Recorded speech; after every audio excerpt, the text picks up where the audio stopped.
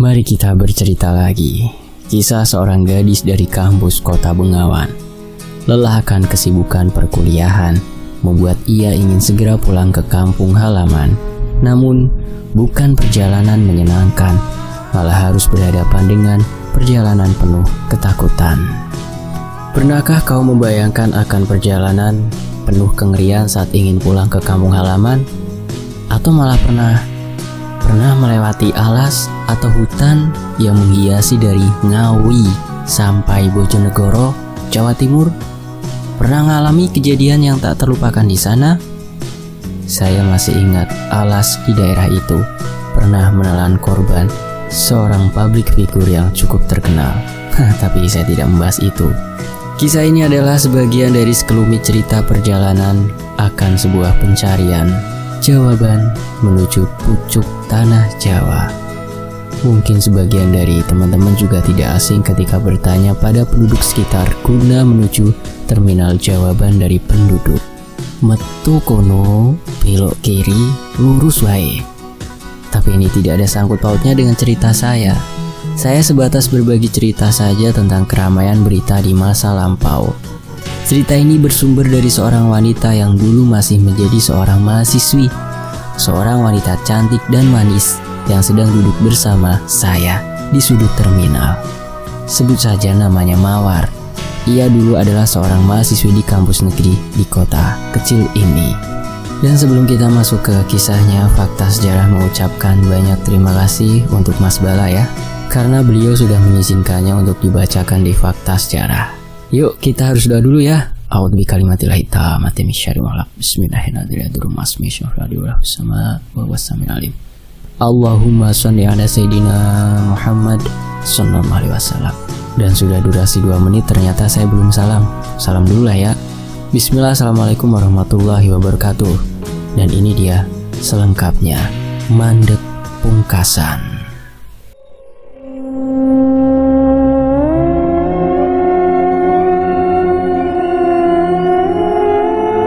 Terdengar suara alarm yang menyadarkan Mawar akan waktu untuk istirahatnya. Sudah jam malam baginya. Ia pun beranjak dari meja yang penuh akan buku-buku di hadapannya itu. Ditutuplah semua buku tugas perkuliahan yang membosankan itu. Ia pun berjalan menuju kamar mandi guna membasuh mukanya sebagai syarat untuk pergi ke peraduan mimpi. Wahai jiwa-jiwa yang penuh akan kekosongan dan kebosanan, sejenak istirahatkan jiwa dan badan. Sambutlah peraduan, merebahlah dan bermimpilah. Semoga esok ada secercah hari yang indah. Mawar pun memejamkan mata laksana senja yang menutup mata, menikmati gelap gulita dan sekali lagi menunggu terang disapa sang surya. Bismillahirrahmanirrahim. Demit orang dulit, setan ora doyan. Allahu Akbar, Allahu Akbar. Terdengar gema adzan di telinga seorang gadis belia. Matanya terbuka dan langsung langkahnya beranjak guna menunaikan kewajibannya. 2 rakaat, 1 salam, penuh hikmat berbunajat. Ia haturkan pada Sang Pencipta segala zat. Ia mengais sebuah waktu subuh penuh berkah. Meski ia tahu hidup semakin berat, tapi ia akan selalu kuat dan dikuatkan oleh Sang Pencipta kehidupan. Pagi masih tersipu malu. Ia terlihat masih mengintip dari balik paras jingga yang ia pancarkan. Jingga serupa pipi wanita yang ketika malu berwarna menjingga merah merona. Mawar pun menyegerakan membasuh tubuhnya dengan air di kamar mandi. Hari ini ia ada kuliah pagi. Ini hari Kamis, hari tersibuk sebelum akhir pekan. Gumamnya masih berjibaku dengan guyuran air yang dingin di pagi hari. Selesai mandi tak lupa ia juga bersolek. Sudah hal biasa apabila wanita jika ingin keluar dari sarangnya, pasti akan bersolek secantik mungkin. Tak lupa ia juga mempersiapkan segala kebutuhan perkuliahan. Namun tiba-tiba, belum juga ia menutup pintu, ada dering masuk di pesawat telepon di sakunya. Kring, kring. Halo, assalamualaikum. Salam Mawar pada seorang telepon sana. Halo. Waalaikumsalam. Du, kapan pulang? Jawab Salam, kemudian tanya suara seorang pria di seberang telepon sana. Bagaimana Mas? Ada apa ini? Tanya balik Mawar pada pria di telepon itu. Ibumu, saiki. Belum selesai pria itu menjawab, tiba-tiba, anakku mana? Kapan pulangnya? Terdengar suara dari dalam sana, dan Mawar tak asing dengan suara itu. Lalu, itu suaranya ibu ya Mas? Saya usahakan pulang siang Mas, ucap Mawar sembari mengusap air mata yang tak sengaja ia jatuhkan dari celah pipinya. Telepon pun terputus tiba-tiba. Dengan penuh perasaan sedih dan was-was, Mawar menuju ke kampusnya.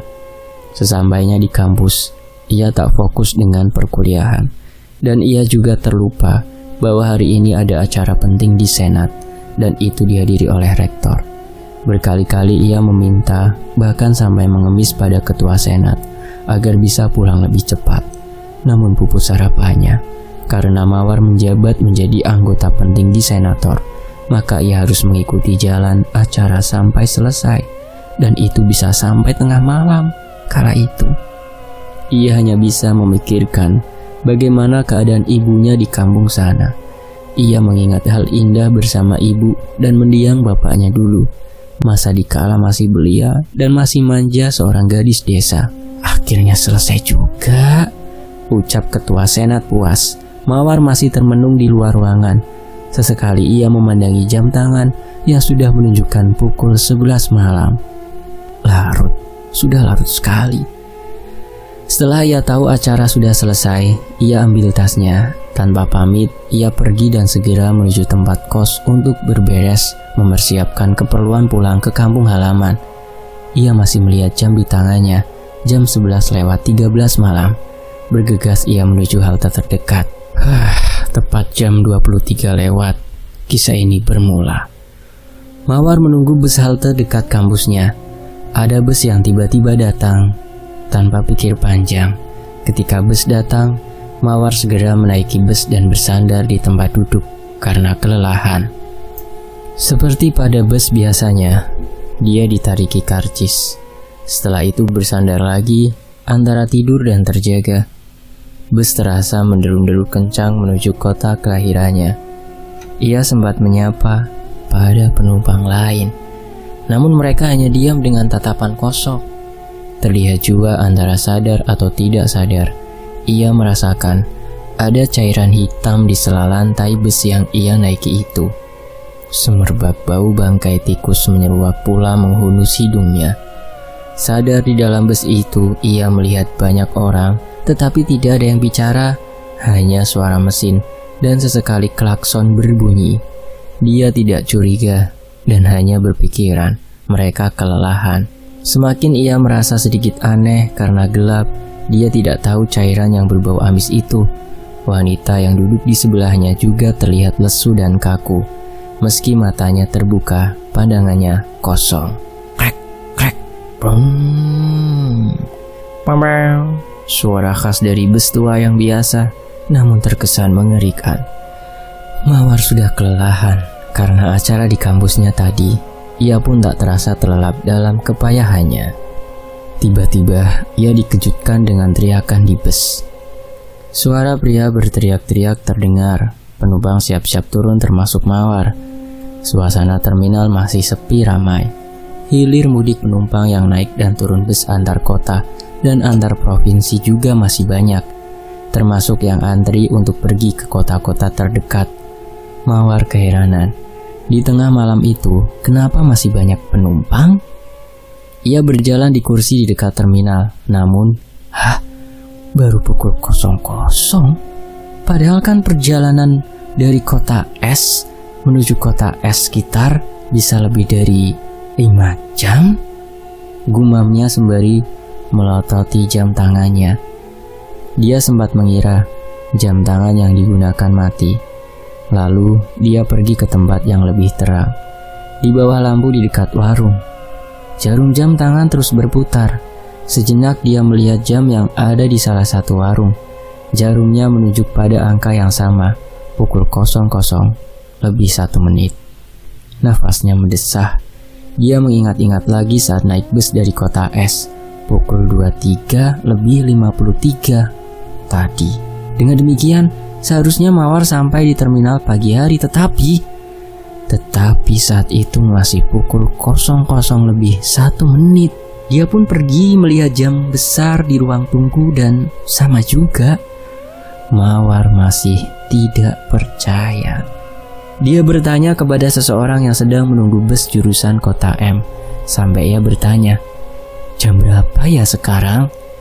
"Pukul 00 lebih 10 menit," jawab seseorang itu. Mawar seketika seperti terkena serangan jantung. Nafasnya terengah-engah antara percaya dan tidak. Karcis yang dia terima saat naik bus dilihat lagi. PO, sumber sensor. Disusul nama-nama daerah yang dilewati bus jurusan itu. Tapi, anehnya kenapa bisa lewat di depan kampusnya? Padahal itu tak masuk dalam daftar rutenya. Kemudian masih belum puas, ia bertanya lagi ke beberapa orang lagi yang ditanya juga menjawab malam itu baru pukul jam yang sama. Deru suara bus bersaut-sautan. Sesekali klakson panjang berbunyi. Suara khas dari terminal dengan hiruk pikuk malamnya. Mawar duduk di sekitar terminal, menunggu angkutan malam. Pikirannya belum tenang, antara percaya dan tidak dengan kejadian yang baru saja ia alami. Naik bus tapi kenapa bisa secepat kilat? Ia lalu berjalan lagi mencari-cari bus yang dia tumpangi, tapi tidak juga menemukan. Dia mencoba berputar-putar di terminal yang sepi ramai itu. Tak juga ada satupun bus bernama yang sama ia naiki tadi. Dentuman mesin-mesin bus masih terdengar ramai. Teriakan kenek dan calo-calo penumpang juga meriah. Sampai ia melihat seseorang yang berada di dekat bus. "Pak, maaf penumpang tanya." Mawar mendekati kenek bus yang sedang makan di warung dekat terminal. "Apa Bapak tahu bus jurusan ini?" tanya Mawar sambil menyodorkan tiket bus yang ia bawa. Pria itu tiba-tiba bergeser dari tempat duduk dengan rokok yang masih menempel di bibirnya, dan sesekali asapnya keluar seiring dengan mulut yang terbuka. Asap itu mengepul tak terarah. Kemudian pria mendekati Mawar. "Bus ini?" gumam laki-laki itu. Masih hanya melirik karcis itu, namun tampak dari wajahnya sedikit terperangah mendengar pertanyaan Mawar. Dia memandang Mawar sejenak, lalu meminta karcis yang dia pegang. Kepala laki-laki ini manggut-manggut sambil memandang Mawar penuh tanda tanya. Iya memang pernah ada bus ini, tapi sudah sejak lama sekali tidak ada lagi." Rokok yang semakin pendek dia sedot lagi dalam-dalam. Tapi kali ini dia mengeluarkan asapnya dengan menyembur lebih keras, sehingga kepulan asapnya lurus ke depan, lalu buyar membumbung ke udara. Mawar kaget mendengar jawaban itu. Sontak dalam, diam, bulu kuduknya merinding. Sapuan hawa malam, bau asap knalpot malam itu membuat dia semakin penasaran. Sorot mata pria dengan rokok yang tinggal yang satu sedot itu pun membawa pikiran Mawar ke dalam ketidaknalaran yang aneh. "Kesini dek, ku beritahu," ucap pria itu meminta Mawar untuk mendekatkan telinganya. Dan dibisikanlah kapan terakhir kali bus itu beroperasi di jalur itu. "Hah? Selama itu? Lalu?" tanya Mawar, keheranan karena mendengar bisikan akan bus yang ia naiki tadi. "Iya dek, pemilik bus ini menjual semua busnya setelah kejadian kelam masa lalu. Bus itu masuk jurang, penumpang dan sopirnya semua tewas dengan keadaan mengenaskan. Bahkan banyak kabar beredar susah sekali dan terkesan lambat untuk mengevakuasi bus itu. Dan ketika dievakuasi, banyak potongan tubuh, darah yang sudah menghitam, dan beberapa jasad yang berbelatung," ucap dari pria itu sambil manggut-manggut sembari menyambung rokoknya. "Jadi bus ini sudah tidak ada lagi?" tanya Mawar dengan rasa semakin merinding. "Sudah tidak ada. Bodinya juga remuk," ucap pria itu kembali. Tetapi tadi saya naik bus ini juga diberi karcis. Mawar bersikeras membuat pria itu percaya, dan ia mulai mengingat-ingat saat naik bus itu tadi. Dia memang sempat melihat air mengalir hitam di bawah jok, serta para penumpang yang semuanya diam. Kenek yang memberi karcis juga diam, hanya menyodorkan lalu menerima uang dan pergi. Dia juga mengingat lagi ketika dia turun. Para penumpang juga seperti turun, tetapi tidak ada yang dia ketahui setelah itu. Rasa penasaran dan merinding Mawar semakin menjadi-jadi. Desiran angin terminal mampir di pundaknya. Merinding. Dan tiba-tiba bus itu sudah ada di depan Mawar dengan semua yang ada di dalamnya berisi pocong dan wujud menyeramkan lain. Namun tiba-tiba terdengar suara ramai nyanyian. Terdengar dari dalam ruangan sana. Mawar yang terduduk di luar ruangan bersender di tembok ruangan itu dan tiba-tiba plak. Dek, bangun. Larut begini kok malah tiduran di sini. Tepukan bahu berbarengan dengan ucapan seorang pria parubaya yang sama sekali tidak ia kenal. Ia terkejut dan masih sayu. Ternyata kejadian tadi hanyalah sebatas mimpi dalam ketidaksengajaan di alam bawah sadarnya. Namun mimpi tadi terkesan sangat nyata. Lalu, "Ngapunten Pak, maaf, saya masih menunggu acara senat selesai," ucap Mawar. "Walah, rautmu nampak was-was, Dik. Nampak khawatir. Kamu kangen dengan rumah?" tanya pria parubaya itu pada Mawar.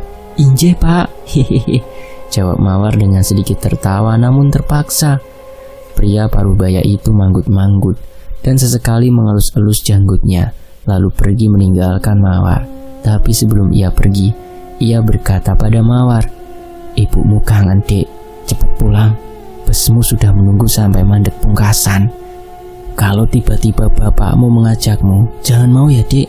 Karena itu bukan bapakmu. Tetap setiting, hati-hati. Tetap hati-hati," ucap pria itu yang perlahan hilang, berjalan di telan kegelapan malam. Mawar tak begitu menghiraukan ucapan pria parubaya tadi. Kali ini ia segera pamit dengan rekan kampusnya dan beberapa dosen yang masih ada di sana. Ia pun segera menuju kosnya dan beranjak menuju halte dekat kampusnya guna mencari bus yang akan ditumpanginya menuju kampung halamannya. Antara sadar dan tidak sadar, ia melihat jam dan sama dengan waktu ketika ia bermimpi tadi. Wah, ia tak berpikir aneh-aneh dan segera duduk di halte dan tiba-tiba ada bus datang di halte tempat ia menunggu. Bus yang terkesan sama dengan mimpinya. Dan ia teringat pada masa kecilnya di mana bus ini, bus dengan nama yang sama pula yang pernah membuat bapaknya sampai meninggalkan dia dan keluarganya untuk selamanya. Tanpa pikir panjang ia segera menaikinya. Ia hanya ingin pulang. Ia menaikinya. Ia diberikan karcis dan duduk percis apa yang ada di mimpinya. Semua penumpang diam penuh tatapan kosong, dihiasi dengan cahaya lampu di bus yang redup dan terkadang mati. Ia duduk dan bus pun berjalan. Suara bus menderu-deru dengan khasnya, dengan suara besi reot di badannya. Ada cairan hitam kental hitam di lantai bus itu. Tercium pula bau anyir semerbak, serupa bangkai tikus yang menusuk hidungnya. Namun ia sudah payah dan lelah, sampai tak terasa ia terlelap akan kantuk yang tak bisa ia tunda. Sampai, "Duk, ayo ikut bapak pulang." Uluran tangan seorang bapaknya ditujukan padanya. Dalam akan tangis atau bahagia, ia menyambutnya dan apa, Mbak? Tanyaku pada gadis cantik di sampingku tuh. Ia hanya melemparkan senyum manis padaku dan tak melanjutkan ucapannya. Lalu kita lanjut ceritanya. "Duk, ayo pulang." Terdengar suara seorang pria parubaya di seberang jalan sana bersama motor keluaran lama. "Bapak," ucap gadis cantik bernama Mawar kepada pria parubaya itu. Ia pun memegang tanganku dan izin pamit karena sudah dijemput. Nyuwun pamit nggih Mas, matur nuwun, ucap wanita di sebelahku dan beranjak menuju ke arah pria paruh baya itu. Tapi aneh, ketika sudah bersama pria paruh baya itu, Mawar melambai padaku di seberang jalan sana. Namun ketika ada bus lewat dan menutupi mereka, mereka lenyap dan tak ada lagi di seberang jalan sana. Sempat juga aku ditanyai seorang sopir yang katanya dari tadi mengamatiku dari kejauhan dan ia berkata, "Sampeyan iki berbicara dengan siapa, Mas?" Namun aku hanya tertawa dan mengatakan tidak apa-apa, dan itu bukan siapa-siapa. Sopir hanya mengelus dada dan kemudian pergi meninggalkanku. Bahkan pemilik warung juga geleng-geleng kepala, seolah menganggapku gila karena aku terlihat asyik berbicara sendirian. Lalu ketika aku ingin memakan nasi kucing, tak sengaja aku menemukan potongan koran keluaran lama yang menjadi bungkus nasi kucing yang hendak aku makan. Di sana tertulis, "Dicari orang hilang dan bernama Mawar." Tak mau kupikirkan lebih dalam. Aku bayar semua hidangan yang aku santap di warung itu dan kuputuskan segera mencari bus guna menuju ke hutan di pucuk Jawa. Wedaran pungkasan, keterangan terakhir dari kisah ini. Cerita ini pertama kali Mas Bala dapat di suatu perbincangan di suatu platform lama. Di sana saya merasa tertarik akan cerita itu karena saya merasa tidak asing dengan nama itu, Mawar. Sebenarnya hanya nama samaran ya. Akan kebenaran dan asal cerita yang beliau tuturkan pun saya di sini hanya sebagai penulis cerita yang dituturkan beliau. Dan saya heran, kenapa bisa nyambung dengan pengalaman saya ketika hendak menemui Mas Tole di alas pucuk Jawa. Saya hanya menyambungkan perihal apa yang saya temui atau pernah alami dan apa yang saya dengar dengan beliau di salah satu platform selaku beliau saya anggap narasumber. Dan kisah ini selesai. Sampai sini ya. Jika ada salah kata atau salah pada diri penulis selama penulis bercerita, penulis minta akungi pangapura. Banyak minta maaf ya. Sekian dari penulis, jazakumullahu khairan. Matur suwun. Dan Fakta Sejarah mengucapkan banyak terima kasih untuk Mas Bala karena beliau mengizinkannya untuk dibacakan di Fakta Sejarah. Dan tentunya teman-teman di sini yang sudah setia menyimak di sini sampai saat ini. Saya pamit, wassalamualaikum warahmatullahi wabarakatuh. Sampai jumpa di kisah lainnya. Demikianlah kisah dari Mas Bala Karsa. Teman-teman juga bisa mampir ke akun Twitter beliau ya. Nanti linknya ada di deskripsi. Beliau nulis ceritanya banyak banget dan kisahnya, serem-serem. Ayo pantengin langsung ya ke Twitternya di Mas Bala Karsa. Patrick @Balakarsa.